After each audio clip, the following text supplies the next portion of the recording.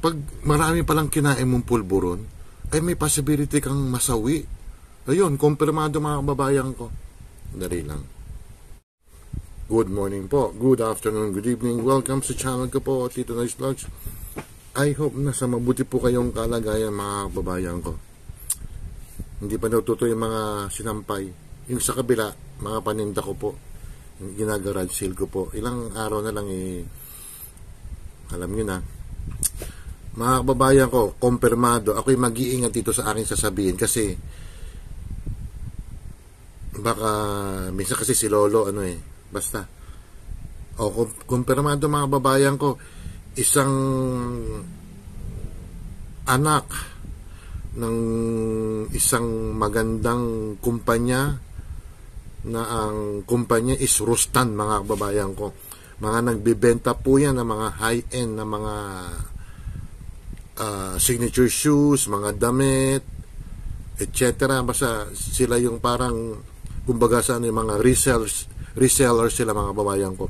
Panahon po yan ng mga Marcos po, mga matandang Marcos, saka si First Lady, si Imelda Marcos, mga kaibigan yan, mga kababayan ko.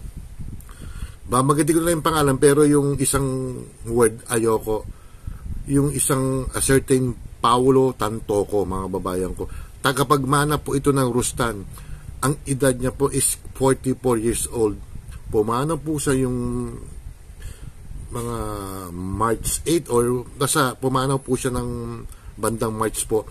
May kasama po siya sa bansa pong Amerika.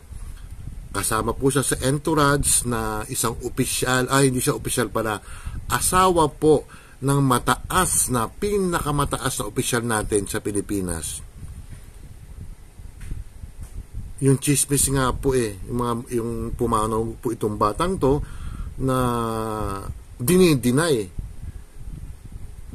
ng sa may palasyo na ang kinamatay is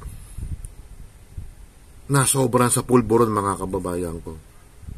Ayoko sabihin yung word na letter C. Na, yan, kumpirmado po yung California Coronel Police mga babayan ko. Ang kinamatay po is unintentional overdose ng pulburon po. Paano ngayon po yan? Yung spokeswoman ng PCO, siguradong magpa-practice na yan kung anong isasagot niya. Si Auntie Claire, ano ba isasagot mo? Pag nagtanong si Eden Santos niyan, kayo, deny to death pa kayo, mga tinamaan kayo ng magaling. Ayan, kawawa naman yung bata. 44 anyos. Malaki pa ang potential niya na siyempre tatandahin kasi sila po yung tagapagmana ng ng mga negosyo ng mga Rustan po. Marami sila magkakapatid po. Ulilang lubos na to sa magulang ang mga anak ni mga kapatid ni Tantoco, mga kababayan ko.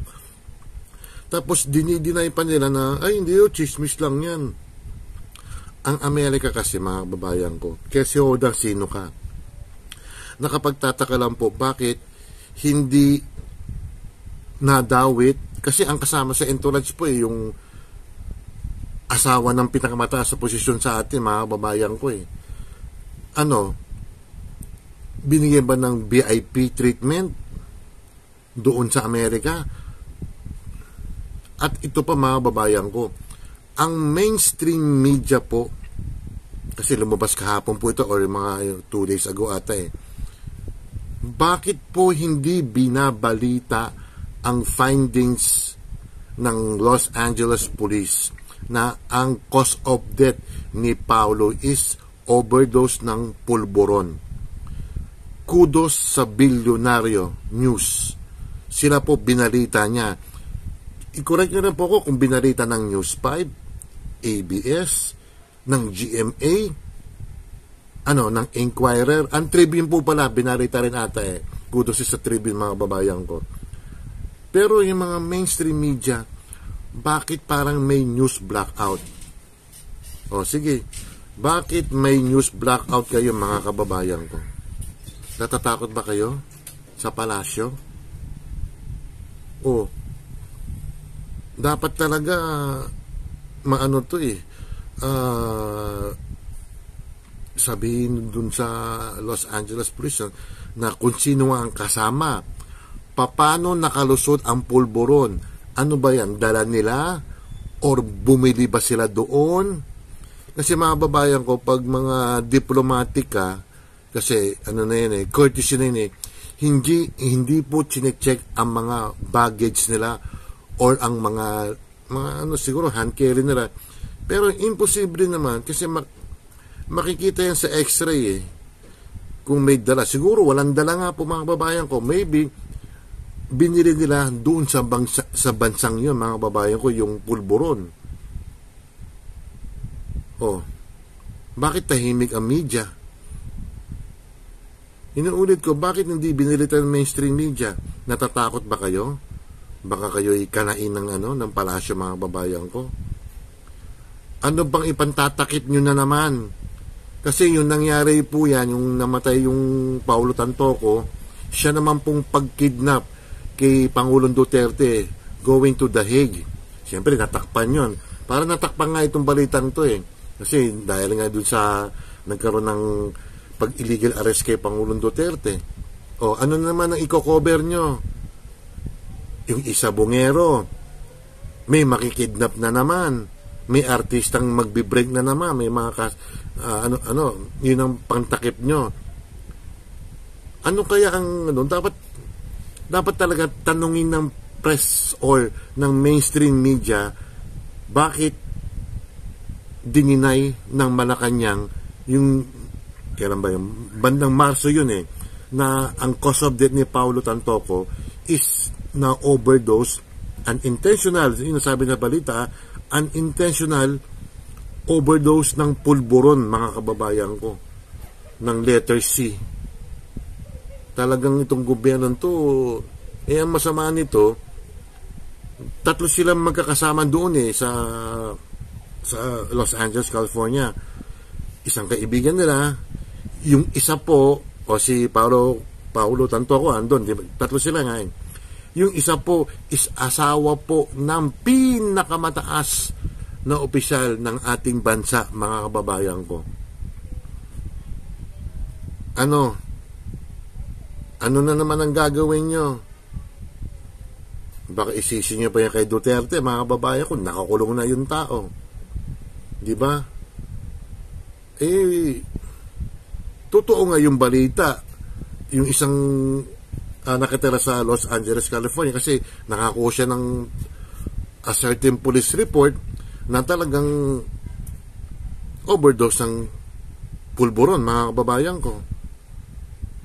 Yung Mahardika rin, binarita kasi si Mahardika kumukuha na ng feed doon mismo doon sa nakakuha ng report ng Los Angeles na ang cause of death niya is na overdose ng pulburon, mga kababayan ko. Ano kaya pantatakip yun na naman talaga? Diyos kong gobyerno to. Sana maimbitahan yung asawa ng opisyal na yun, ng pinakamataas sa opisyal natin. Dapat managot yan. Magkakaroon ba ng concession yan? Sige, hindi na namin kayo, sabihin ng Amerika, sige, hindi na namin kayo iimbestigan, pero in one condition, you know why? Di ba? Siyempre, asawa yun ng pinakamataas na opisyal ng ating bayan. I-wave na lang yun? Sino ang kasama ni Paulo Tantoco? Saan nanggaling yun? Yung pulburon na yun? Di ba? Binili ba yan? Imposible dala nga kasi may x-ray nga ron. Pagpapuntang Los Angeles, California, may mga x-ray yan Di ba? Ewan ko lang kung nasa hand carry nila, ay hindi machi-check yun. Kung may dalang pulburon, mga kababayan ko. Tamemi kayo. Yung mga ensaymada vlogger, dinidinay na, ay hindi totoo yan, sinisiraan nyo lang yung ganun-ganun. Yung mag-asawa. Yan. Magsisinungaling ba ang Los Angeles Police na wala tuloy? Huwag kayong ganyan, mga kababayan ko, kaya mali na nga ang ginagawa, tapos kakampihan nyo pa O kami, talagang nabudol kami talaga ng isang opisyal na yan. Kaya ayan, nakakarma na kayo. Kaya, ang bilin ko na lang kay Auntie Claire, kasi siguradong tatanungin yan eh. Itatanungin yan kay Auntie Claire eh. Eh, ma-practice ka na sumagot. Oh, kawawa naman yung bata. Takapagmana ng mayayaman, mga bilyonaryo yan eh. Iba-ibang mga negosyo yan eh. O yun ang mga babayan ko, sana eh, magkaroon ng tuldok to. Yung asawa ng pinakamataas opisyal, sana eh, ayaw nila mapahiya eh. Kasi mapapahiya sila pag binulgaryan ng ano eh. Yung police report dun sa Los Angeles eh. Ewan ko lang, makakakusap. Pupunta ata yung isang mataas na opisyal dun eh. Sa Amerika, yung pinakamataas na opisyal natin sa bayan natin, hindi mo na pupunta ron, pakiusapan kaya. Don't forget to like and subscribe. Hit the bell notification para ma-update kayo sa aking mga video.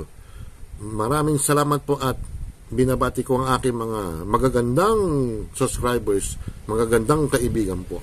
Ingat! Bye!